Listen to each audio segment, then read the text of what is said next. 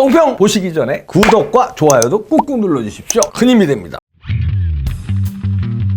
네, 어제 제헌절이었는데요. 이 사진 보시죠. 제헌절 행사에 한동훈 장관, 이재명, 노태학 이렇게 한 컷이 담겼는데요. 많은 생각 드네요. 한동훈 장관은 법무부 장관으로서 제헌절의 주무장관이죠. 법을 지키고 운영하는데 주무장관인데 표정 보시죠. 강렬하고 자신감에 차 있는 표정이죠. 당당하고요. 한 컷의 사진에 나와 있습니다. 그래서 퓰리처상도요. 뭐 사진 부분에 보면은 그 사진 한 장이 엄청난 몇십 년이 흘러도 그 사진 한 장으로 그 당시의 역사를 대변해주는 그런 장면들이 많지 않습니까? 요 한 장으로 지금의 법치에 관한 게 많이 생각이 나게 합니다. 당당한 한동훈 표정에서 나와 있죠. 그 다음에 이재명 표정 보세요. 아니 제가 우기는 게 아니라 이 사진은 제가 찍은 게 아니라 연합뉴스 찍은 건데 이거 보세요. 이재명은 뭔가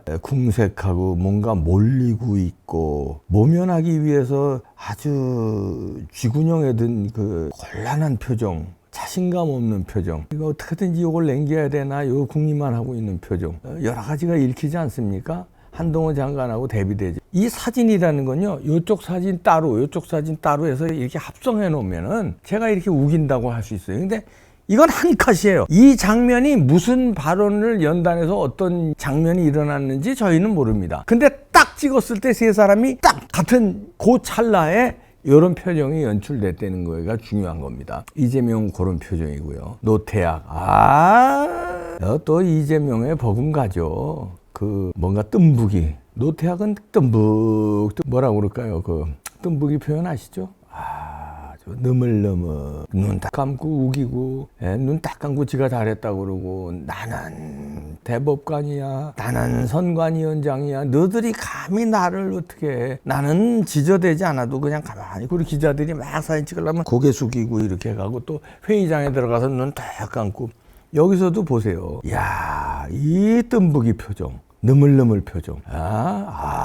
이건 포카 페이스를 넘어서요. 이건 연기, 연출, 온고지, 무슨 확신, 이런 표정 나오지 않습니까? 이 세 사람의 표정을 저는 이제 정치학자지만 대부분의 정치학자들은 이론, 그 다음에 사회 현상 이런 거 가지고 분석하고 논문도 쓰고 이러잖아요. 저는 물론 그런 일도 했습니다만 표정을 봅니다. 저는 정치학 공부할 때부터 지하철 타면 사람들의 표정을 열심히 관찰을 했어요. 그리고 외국 생활을 많이 했거든요. 외국 사람과 한국 사람의 표정을 많이 비교를 하고, 정치인도 이 사람, 이놈, 저놈 습관적으로 그렇게 했는데, 그렇다고 표정 연구의 달인이라고까지는 얘기 못하지만 그렇게 그 관심을 많이 가지고 표정을 봤다 이런 얘기를 드리는데, 이 표정에서 그 세 사람의 지금 입장, 그 생각 을 엿볼 수가 있고요. 그런데 제헌절 날 이 법을 유린하는 이 두 사람이 있잖아요. 법을 지키고자 하는 한동훈과 법을 유린하는 이재명과 노태학. 그런데요, 이재명은 자기가 유린하는 정도가 아니라 지금 형무소에서 오래 살게 생겼거든요. 그러니까 가진 전 재라를 하는데, 제가 이 꼴 보기 싫다고 그랬잖아요. 피의자가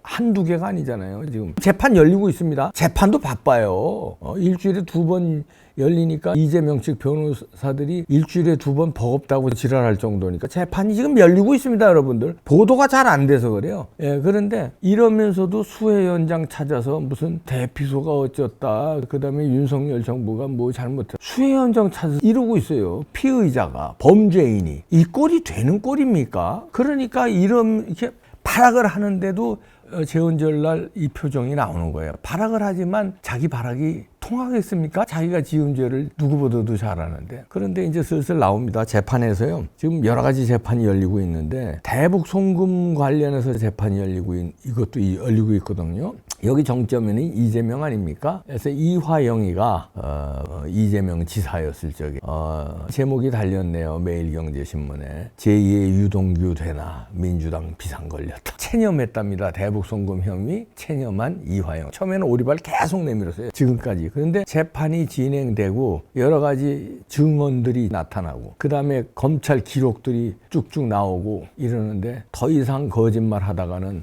완전히 골로 가겠다. 그거 이제 체념한 상태랍니다. 그것도 결정적인 게 국정원 문건이 나왔어요. 그때 대북 송금할 때. 그리고 김성태 증언 이런 게 이제 국정원 문건과 맞아 떨어졌고, 그러니까 이게 치명태가 된 것 같다는 얘기입니다. 그래서 이제 자기가 혐의를 부인하기가 어렵다. 그 자기가 인정한 것 같아요. 그 이제 그거를 매일경제에서 이제 보도를 했는데요. 재판장을 보도했습니다. 이제 수세에 몰려서 이제는 체념한 상태인 것으로 알려지고 있다는 건데, 재판장의 분위기라든가 이후의 분위기라든가 검찰 측 분위기라든가 이런 걸 종합해서 취재해 봤을 때 이화영이는 포기 상태, 체념한 상태. 그 이유는 여러 가지가 자기가 거짓말로 감출 수 있는 한계를 넘어선 걸 자기가 알았다. 이건 거짓말로 해봐야 너무 다 드러난 게 저쪽에서 가지고 있는 패가 너무 확실하네. 끝났다고 본 겁니다.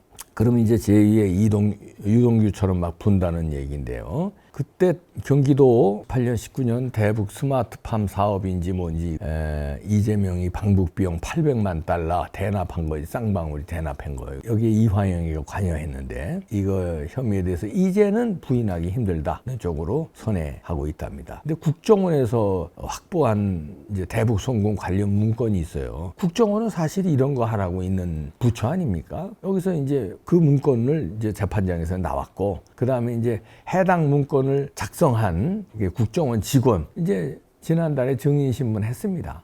그랬고, 또 이번 달부터 시작된 그 김성태 쌍방울 회장의 법정 증언, 이게 이제 다 이화영이 앞에서 증언이 나온 거예요. 그러니까 이화영이 그걸 듣고 국정원에서 저런 것까지 다 가지고 있었구나. 난 그것도 모르고 계속 우겨댔네. 김성태가 다 얘기하는 게 또 국정원 직원과 국정원 문건과 맞는 얘기네. 어쩔 수 없네. 내가 여기서 개망신만 당했네. 이제 포기 상태에 들어갔다는 겁니다. 잘못하면 이제 지금까지는 위증한 게 적이 됐는데 재판이 거듭되면서 계속 위증을 하면은 아주 골로 가거든요. 5년 받을 거 10년 받거든요. 법정 위증죄는 더 셉니다. 그러니까 조사받을 때, 수사받을 때 위증죄보다 그거는 뭐 별거 아니라고 그래요. 압박에 의해서 봤다. 그때 기억이 안 나서 그랬다. 이렇게 오리발 내면 어물쩍 넘어가는데, 재판장에서의 거짓말은, 왜냐면 상대가 이런 걸 내놨는데, 자, 국정원 자료를 내놨어요. 그런데 그걸 보고도 거짓말을 했다. 이건 기억이 안 난다. 이게 아니잖아요. 자료를 봤는데도 이걸 거짓말을 하면은 그건 법정 모독죄, 법정 위증죄로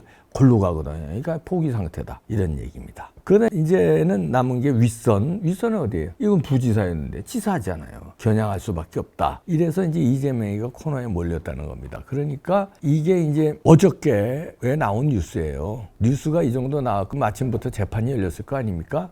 이게 이재명한테 이제 보고가 됐겠죠. 그랬더니 어저께 재헌절 날 이 표정이 나온 겁니다. 복잡한 표정. 성태가 나를 배반하고 막 불더니 화영이도 가는구나. 화영이도 이제 막 부는구나. 그러면 대북송금 화영이가 다 불어. 대장금 유동규가 다 불어. 남욱이도 다 불었지. 이제 나는 내가 혼자 우겨서 될까? 이게 복잡한 생각으로 막 이 수해원장 다니고 뭐 개지랄 떠는 거예요, 지금. 그러니까 재헌절날 이 표정이 나온 건데. 자, 이화영이 있고요. 자, 그 다음에 김만배도 조금씩 달라지죠. 김만배도 이제 일부는 막 부는데. 그리고 이게 나왔습니다. 박영수. 쇼핑백 3차례에 걸쳐서 3억을 김만배로부터 현금을 받았다. 박영수. 이게 이제 또 나오는 겁니다. 이 도둑놈들 박영수 잡아 쳐넣어야 돼요. 이때가 언제냐면 이제 대한변호사협회 회장 선거 때 박영수가 출마했잖아요. 변호사협회 회장 되려고. 변호사협회 회장 되면 여러 가지 힘 주는 게 많습니다. 아주 막강한 힘을 줘요. 요거 하려고 하여튼 요놈이요.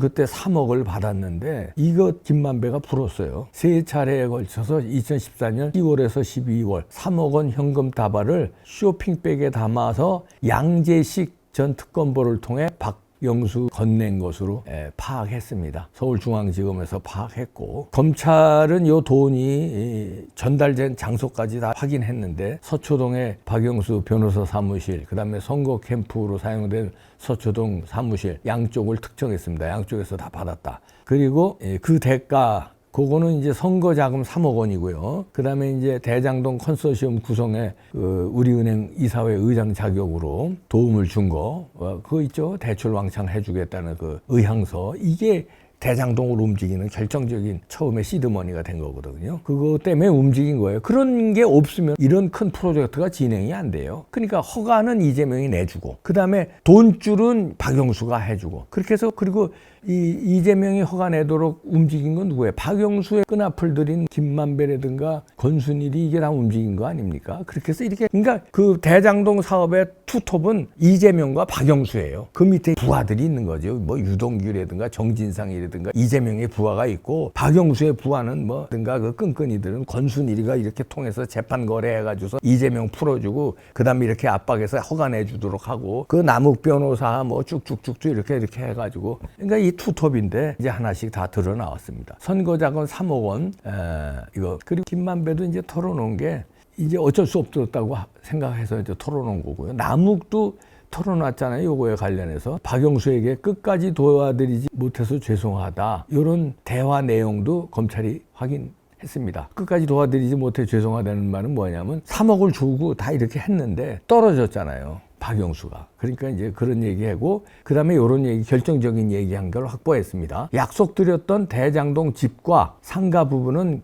만배형에게도 다 얘기해뒀으니 잘 진행될 것이다.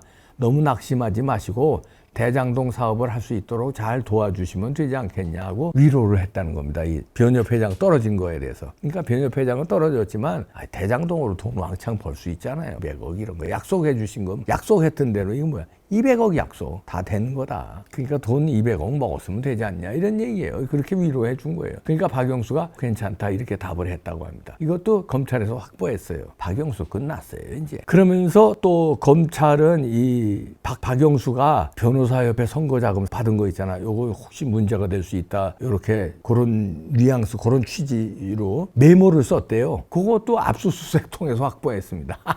요 박영수 요놈은 저 검찰 출신이니까 돈 먹은 거 문제가 될 수 있다는 건 지가 알지. 그러니까 요거 문제가 될 수 있다고 메모를 이렇게 써서 남긴 거. 요 메모도 확보가 됐어요. 야. 그래서 오리발을 이렇게 다 확보가 됐는데도 오리발을 내밀어. 하여튼 투톱.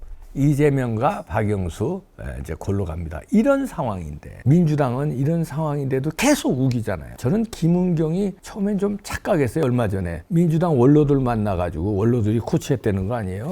제대로 혁신해라. 뒤에 우리가 있다. 이러고 했다는데 그래서 그때는 좀 이 김은경 혁신위원장도 뭔가 좀 알아듣고 뭔가 제대로 혁신하는 건 줄 제가 착각했어요. 그랬더니 또 한다는 얘기가 이재명, 이낙연 친구처럼 어깨동무해달라. 이따오로 또 나오네요. 이 말은 뭐예요? 이재명으로 일사불란하게 뭉치라는 거예요. 엊그저께는 뭐라고 그랬어요? 이낙연이 딴소리 내지 말고 배반하지 말라 비슷한 얘기 했잖아요. 그렇게 해서 서른도 반발하고 난리가 났더구만요. 이낙연 걔들이 반발하고. 근데 이 김은경은 누구예요? 이재명이 심어놓은 혁신위원장이에요. 그러니까 혁신위원장이 아니라 이재명 대변인 같은 이재명 똘마니 같은 사람을 그리고 만만하니까 대학 교수니까 정치인도 아니고 그러니까 그냥 가서 내 말만 하세요. 그리고 갖다 꽂아놨는데 뭐 원로들이 그냥 압박하니까 그때 듣는 척하더니 바로 이재명 얘기로 돌아가는 거예요. 이재명 이낙연 친구처럼 어깨동무해달래요. 야 제1야당 그리고 제1야당이 아니라 제1다수당이야. 제1다수당의 대표가 피의자야. 재판받고 있고 한두 개가 아니야. 그런데 어떻게 그 당이 되겠냐? 그거를 혁신해야지. 그걸 혁신해야 되는데 이낙연하고 친구처럼 어깨동무해달래서 일사불란하게 같이 가래요. 그러니까 이재명 완톱 체제로 가라는데 이낙연도 도와주라는 얘기예요. 이걸 누가 얘기해? 혁신위원장이 얘기해요. 되겠습니까? 그러니까 이 민주당은 안 된다는 거예요. 안 돼. 뼛속 깊이 안 돼요. 민주당은 부셔야 됩니다. 답이 없어요. 이낙연도 안 되고 혁신이도 안 되고 결국은 요 재헌절날 이재명의 표정에서 나온 것처럼 요 옆에 노태악의 표정 보십시오. 안 된다니까. 그러면 한동훈 장관이 결의에 찬 이 깡단 있는 표정을 지었는데 자신감 있는 표정이 나왔는데 국민들은 지켜봅니다. 이 자신감이 결과로 이재명 수갑 찬 모습, 박영수 수갑 찬 모습, 깜빵에 쳐 들어가는 모습을 봐야 진짜 자신감이 나오는 거예요. 그럼 뭐합니까? 재판 백날 하면 뭐합니까? 결과로 이어지길 국민들은 기대합니다. 어저께가 재헌절이었어요. 재헌절. 이 세 사람 표정 좀 보세요. 아이, 징글징글해.